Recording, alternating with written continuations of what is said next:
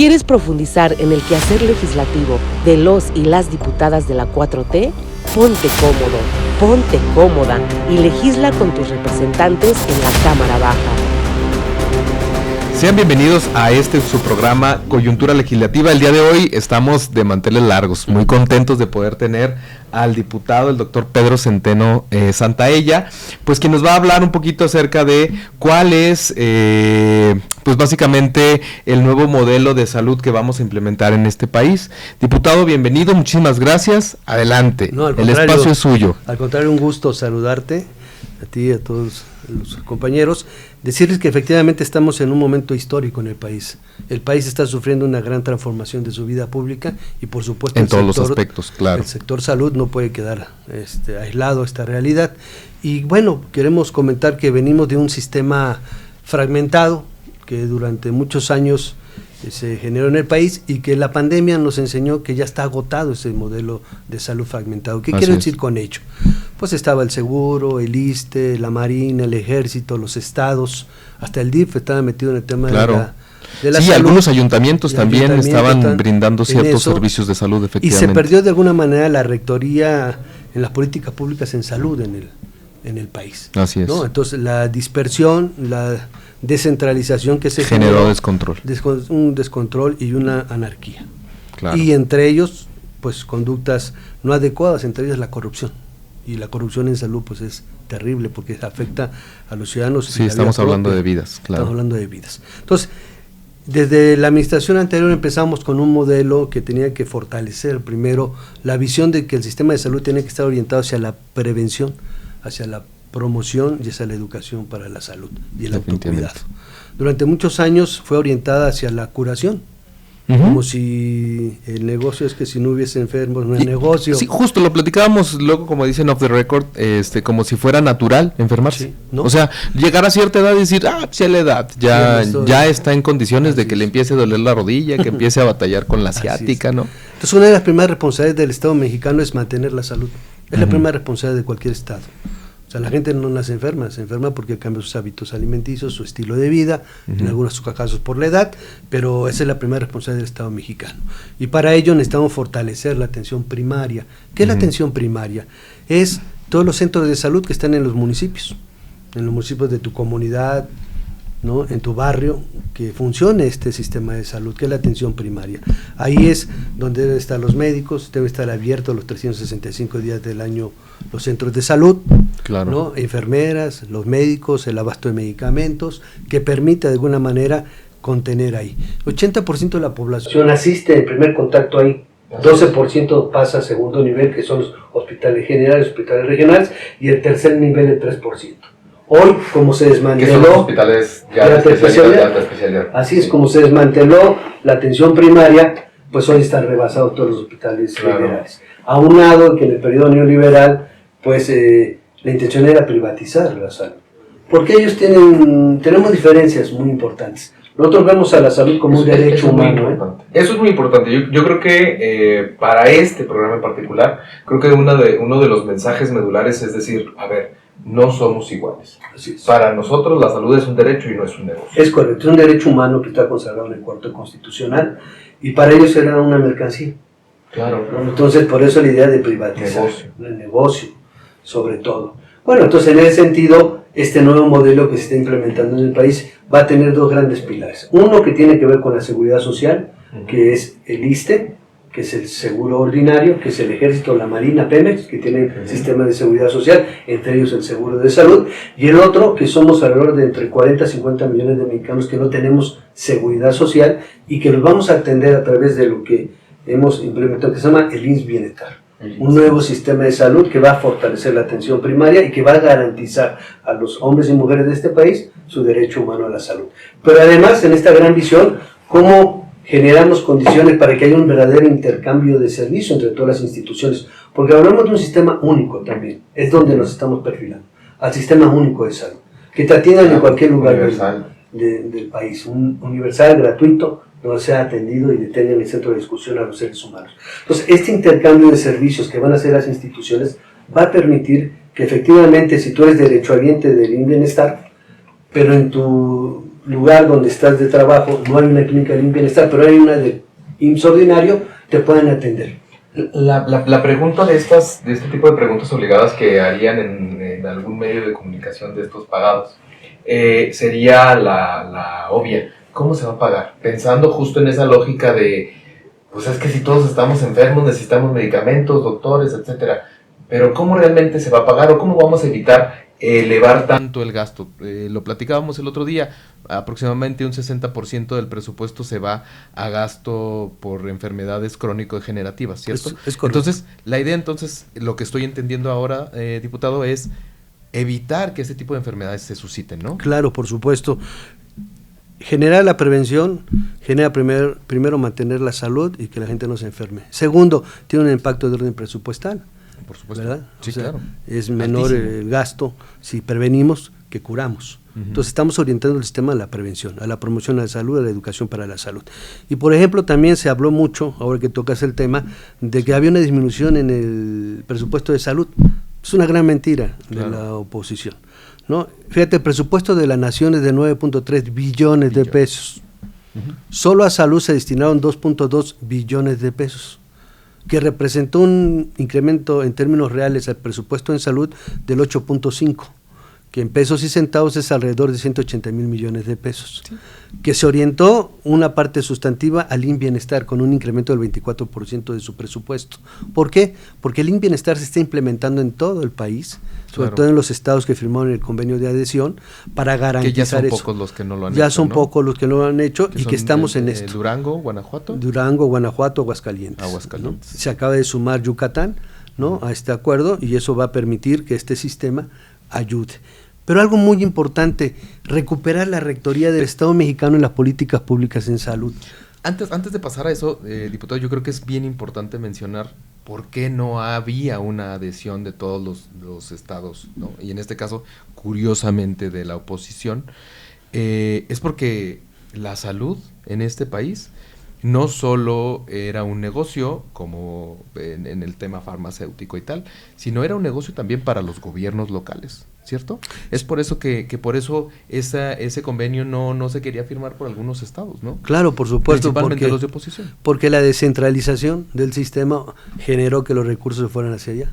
Así es. Y entonces cada quien inventaba su sistema de salud y cada quien hacía sus compras de dudosa procedencia, por ejemplo, amigos, parecido a lo que fuera el famoso seguro popular, que ni fue seguro ni fue popular, no, que era una facturera más. Así es. Se pagaban facturas porque el seguro popular no fue un sistema de salud, fue una ventanilla para pagar facturas, comprar medicamentos, y comprar medicamentos, y no sabemos qué pagaban, ¿no? Entonces, bueno, ante ese fracaso evidente, hoy decidimos en la transformación del sector salud fortalecer este nuevo sistema que está orientado a la promoción, prevención y educación para la salud, porque es muy importante, porque seguramente tus nietos, tus bisnietos nos van a agradecer, ¿verdad?, claro, que el Estado mexicano se procuró y van a tener un sistema de salud mejor y que te va a garantizar ampliado, que no te enfermes. Claro. Sobre todo eso la educación. Es, sí, claro, es muy importante que la gente tenga información de primera mano, ¿no? Que la gente sepa qué es una mejor alimentación, que la gente sepa que tenemos que hacer ejercicio, que no tenemos que estar con el sedentarismo,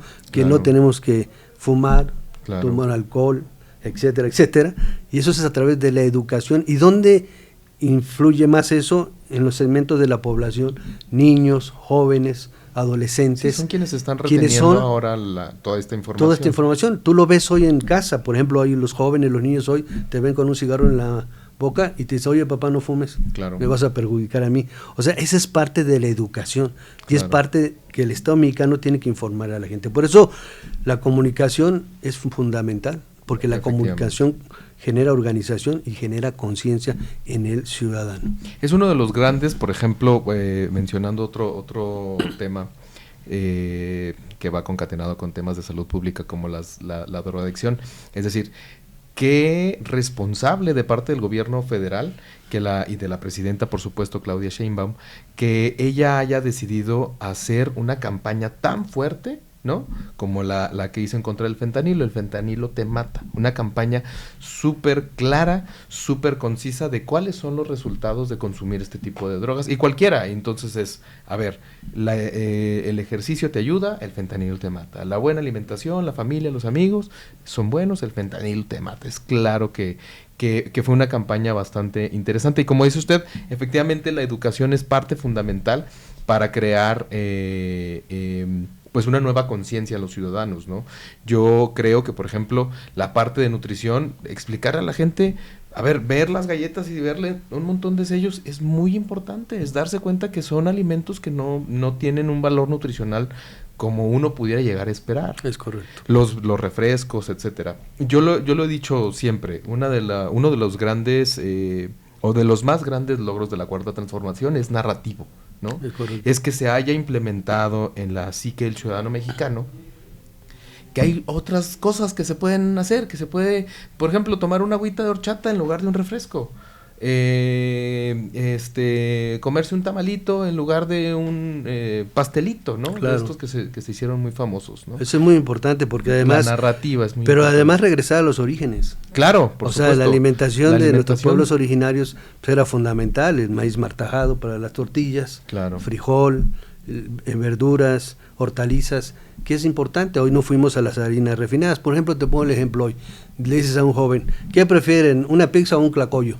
Y te seguro te van a decir pizza. Sí, claro. O sea, porque efectivamente los medios de comunicación influyen en los hábitos alimenticios. Por eso es muy importante que el Estado mexicano recobre la rectoría. Y es bien importante, es bien importante que también el Estado mexicano... Pero no saben ni lo que es tlacoyo, te lo garantizo. Yo claro que sí, me bueno, pero los jóvenes, los niños, de un tlacoyo, ay, ¿qué será eso? Pero dile sí, que es una pizza, ¿saben por qué? Por supuesto, porque están expuestos a los medios de comunicación. Ajá. Que desgraciadamente hay que normar. Prohibido prohibir. Yo soy de esa mística, pero sí orientar. La gente tiene que decidir de manera libre qué es lo que quiere. Qué es lo que quiere consumir, definitivamente. Pero con información consume lo mejor. A sabiendas de que no es lo mejor, por lo mejor, de alguna manera. Claro. Pero es muy importante incidir en las nuevas generaciones. A mí me parece bien interesante luego cuando todo el mundo empezamos a ver el tipo de publicidad, de marketing que le hacen ese tipo de alimentos, que son a todas luces, pues por decirlo menos, dañinos. Muy refinado. ¿No? Bueno. Sí, por decirlo menos, o incluso por simplificarlo, ¿no? Me da mucha risa que salen las muchachas más guapas, los muchachos más atléticos, comiendo este tipo de alimentos, bebiendo este tipo de bebidas, de refrescos. Sí. Y realmente el consumidor promedio no está ni cercano a tener un físico de ese tipo. No. Imagínate, recuerdo, ya tengo algunos años, ya no les digo cuántos, ahí calcúlenle. Había un cigarro Sport y el anuncio era el cigarro de los deportistas. Así era la publicidad. O sea, imagínate, claro. Por eso es tan importante que se pueda orientar bien y tener el control en las políticas públicas. Sí, exacto, por eso el Estado tiene que tomar, como comentaba usted hace un rato, la rectoría. A ver, que sí se puede y que no. O sea, sépase que si se quiere usted fumar un cigarro, le va a hacer daño, caray. Tiene estos riesgos, ¿no? Ya depende de usted. Y como en las etiquetas, los etiquetados, que yo creo que es una política pública bastante bien implementada. A ver, a mí me pasaba, era muy común que yo decía, no, pues una galletita integral. Y luego ya que le vi los sellos dije, no, hombre, pues no. No tiene nada integral. Craso error, sí. uno buscando ahí la manera de cuidarse y estos definitivamente son productos que no están diseñados para eso, ¿no? Entonces, por eso es importante la implementación del nuevo sistema de salud que está logrando la doctora Claudia a través del bienestar y el fortalecimiento de las otras instituciones, pero también es muy importante entender que un tema central es el autocuidado. Sí, definitivamente. Hoy podemos estar hablando del tema, pero si la gente sale y se toma una media botella de refresco azucarado, pues ya, lo que dijimos valió dos cosas, ¿no? Claro. Entonces, es insistir mucho en esa parte, en la prevención, promoción, educación para la salud, autocuidado, que es importante. El fortalecimiento de la atención primaria, que los centros de salud estén funcionando, para no saturar los hospitales de alta especialidad, y también ir avanzando en el tema de que tenemos una realidad, y hay un rezago en la infraestructura de salud de cuando menos 3 décadas. Los neoliberales eso hicieron, no construyeron más. Entonces, hoy tenemos desbordado eso. Yo tuve la fortuna, por encargo del presidente López Obrador, de estar al frente del ISSSTE. Miren, el ISSSTE se formó en 1960. Cuando se inició el ISSSTE había 500,000 derechohabientes. Hoy somos alrededor de 14 millones de derechohabientes con la misma infraestructura. ¿no? Entonces, sí están rebasados los hospitales, son hospitales en promedio de 45 años, cada hospital. Sí, entonces ya hay que ir avanzando. Dejamos nosotros 6 hospitales nuevos, que fueron Milcamán Nueva más Aliste, fortalecimos todas las 500 clínicas de primer nivel y fuimos avanzando en eso. Pero sí hay un rezago importante que se va alimentando. Estamos hoy revisando puntualmente el abasto de medicamentos. Hubo mucha resistencia. Lo controlaban 10 empresas, claro, pues, 100,000 millones de pesos, ¿no? Y todos estaban asociados al régimen pasado, eran políticos del régimen pasado, claro, o medios de comunicación que apoyaban al régimen pasado y que de alguna manera de compensarlos era darles esas uno que otro de apellido Beltrones, creo, ¿no? ¿Verdad? Beltrones y todos aquellos, ¿no? Entonces, hoy estamos en un proceso muy inédito en el país que tiene una compra consolidada. Sector salud se puso de acuerdo, vio cuál es su demanda programada, se compró en volumen para que salga mejor, con los mejores tratamientos, porque la homologación del sistema tiene que ver con eso. No puede haber distinto tratamiento para el mismo padecimiento, ¿no? Hoy se está homologando la guía de clínica y práctica médica, que es muy importante. Otro tema que sobresale es el déficit de especialistas que tenemos en el país, producto de las políticas públicas neoliberales que cancelaban el futuro a los jóvenes. Sí, y algunos otros también, doctores, hay que decirlo con respeto y con cuidado, pero que sí también luego eran muy celosos de su, digamos, coto de poder y profesional, y tampoco permitían la llegada de nuevos profesionistas y de nuevos especialistas, ¿no? También sí, hay que reconocerlo. Sí, hay un déficit de médicos especialistas, ¿no?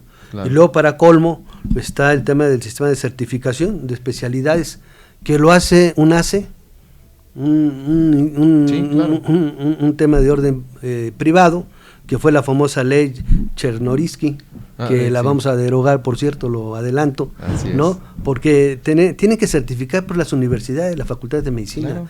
Ahí están los especialistas, ahí está quien da la cédula, quien dio el certificado, o sea, ahí está quien dio el título. Fíjense. Entonces, es muy importante eso, porque en ninguna parte del mundo resulta que se hace esto. Entonces, es un negocio.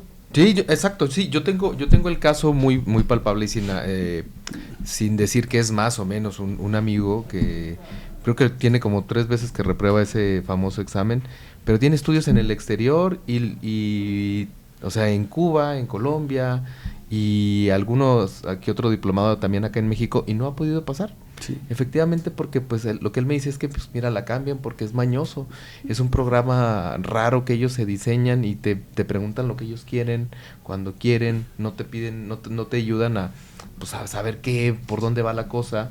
Él, por ejemplo, es cirujano plástico, me dice, pues luego me preguntan de cosas que no veo yo, aún así que sean de la rama. Entonces es increíble, ¿no? Sí. Que esto suceda de esta manera. Sí.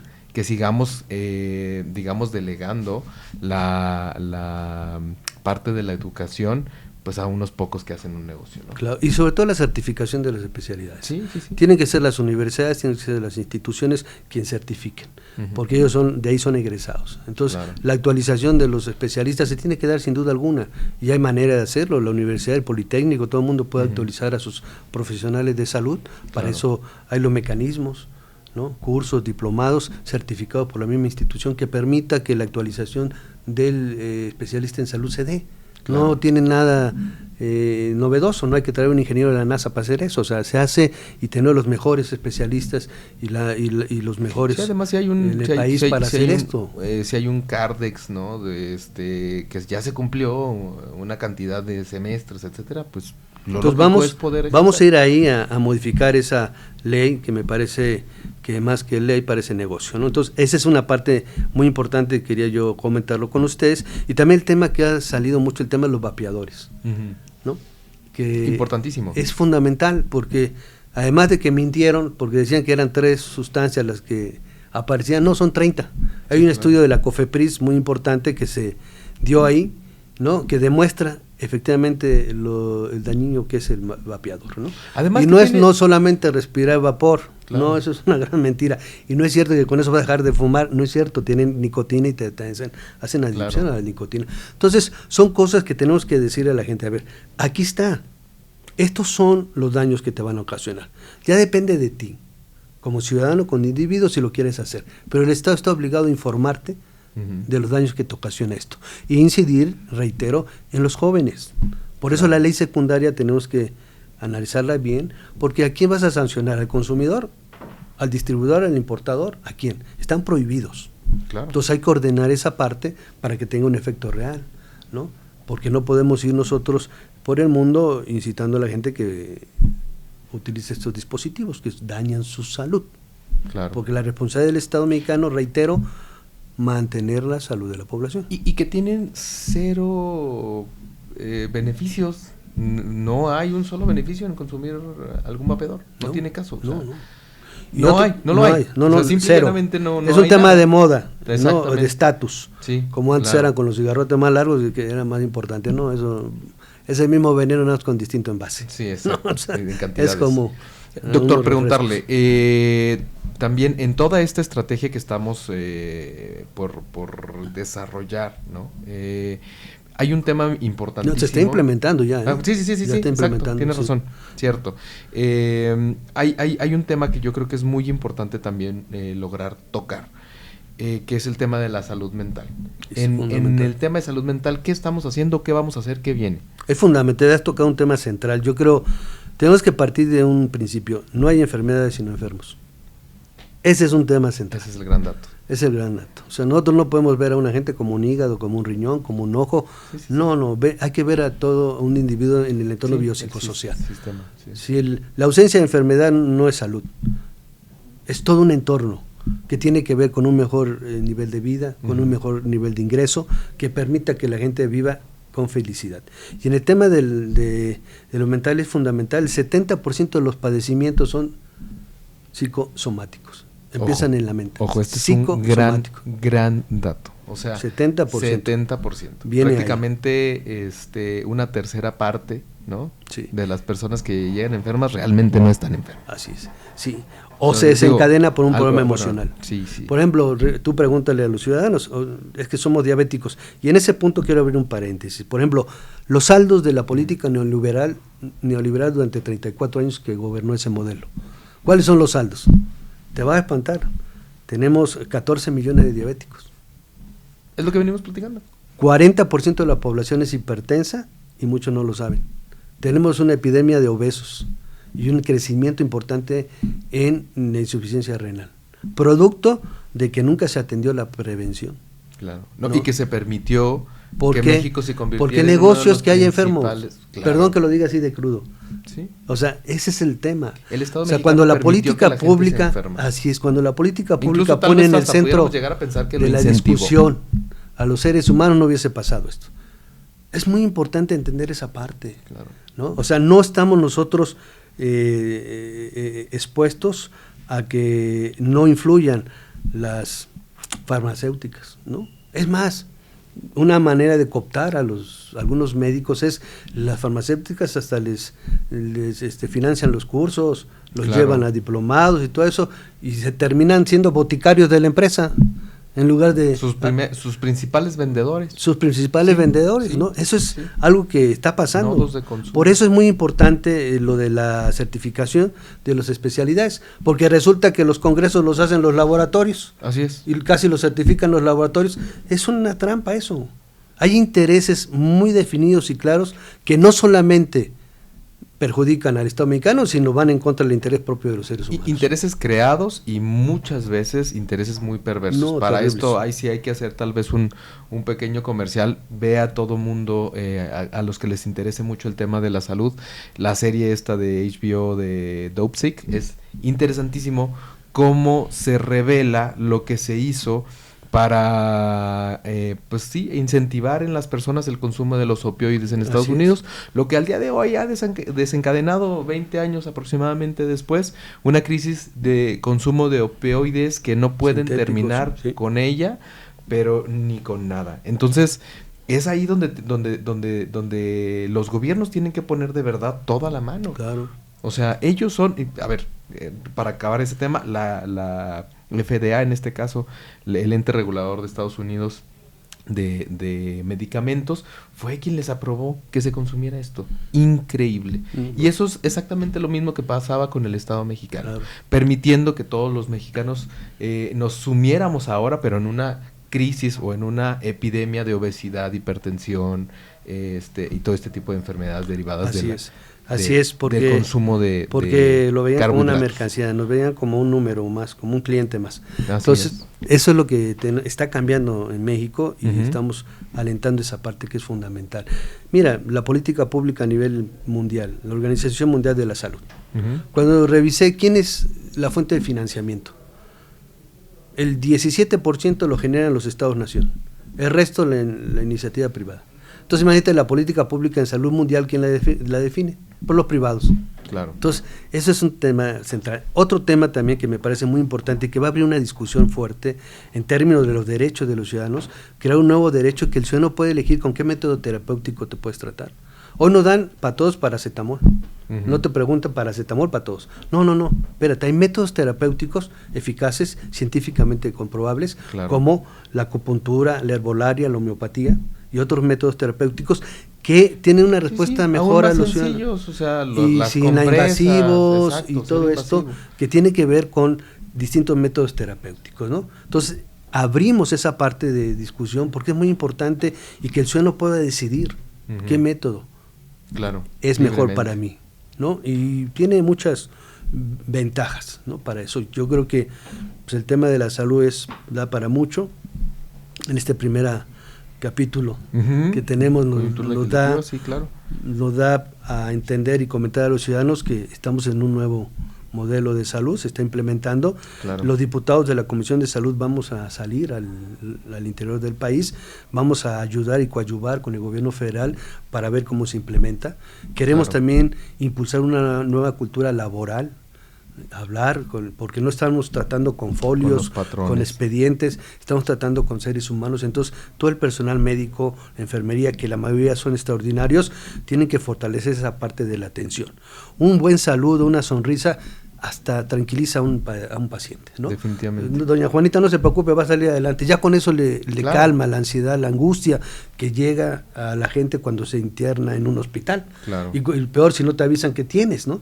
Y luego peor a los familiares. Entonces, hay un terrible temor hacia los doctores. Sí, tenemos que humanizar ese llega trato. Uno y ya me dicen que tengo cáncer, me voy a morir. Sí, no, eso, no, pues imagínate. Es súper. Hay que saber decir las cosas y hay que decirlas con dulzura. Y aparte atender a la gente, como comentaba usted desde un inicio de este tema en particular, el 70% son psicosomáticos, o sea, no hay una enfermedad, hay tal vez un desequilibrio, algún desorden emocional, que hay que tratar diciéndole todo va a estar bien, no se preocupe, usted no tiene nada, camine más, disfrute más la vida, vea a los nietos, hable con sus hermanos, perdone. Ese tipo de cosas son las que... Es muy importante lo que tú comentas, porque la peor crisis que vive México, ¿sabes cuál es? No es hay problemas, pero la peor crisis que vive el país es la pérdida de valores morales, espirituales y culturales. Definitivamente. Está por encima lo material de la moral. Y eso es terrible, porque nos han metido en la cabeza el individualismo.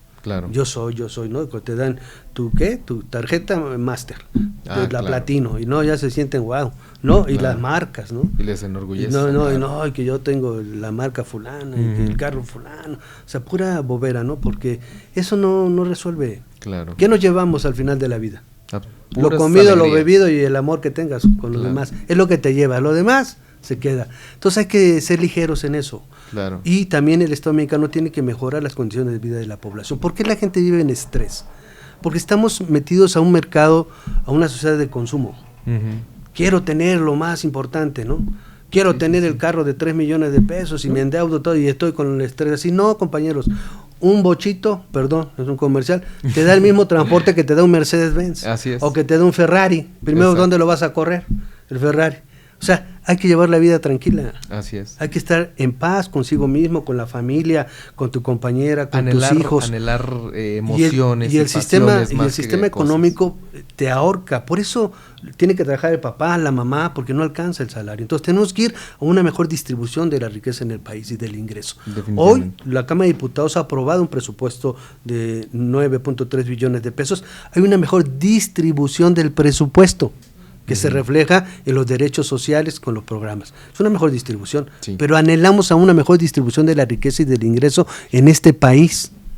Que el salario mínimo sea un salario mínimo suficiente. Salario mínimo del país debe estar oscilando a los 30,000 pesos mensuales, cuando menos. El mínimo.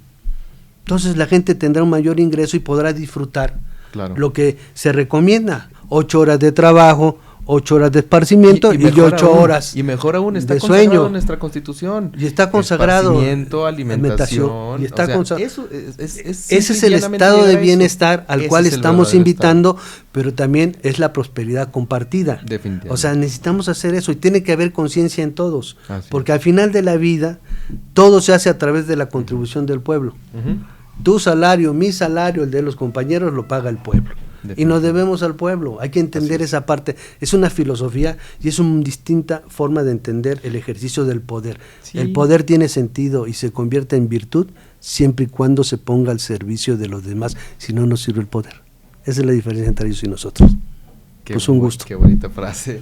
Pues muchísimas gracias, diputado. La verdad es que yo creo que ha quedado bastante claro. De todas maneras, me gustaría mucho que, ojalá que pronto nos podamos deshacer de la ley Chertorivsky y nos cuente qué sigue después de eso. Nos vemos pronto. Y pues nada, hoy me toca agradecerle a todos los que tuvieron la oportunidad, se dieron unos minutos para escuchar al doctor Pedro Centeno. Siempre es muy enriquecedor poderlo escuchar. Muchísimas gracias, doctor. Siempre bienvenido. Esto es Coyuntura Legislativa. Un gusto, un placer. Esto fue Coyuntura Legislativa, tu espacio para conocer de qué van las propuestas e iniciativas que presentan nuestros diputados y diputadas de la transformación. Coyuntura Legislativa.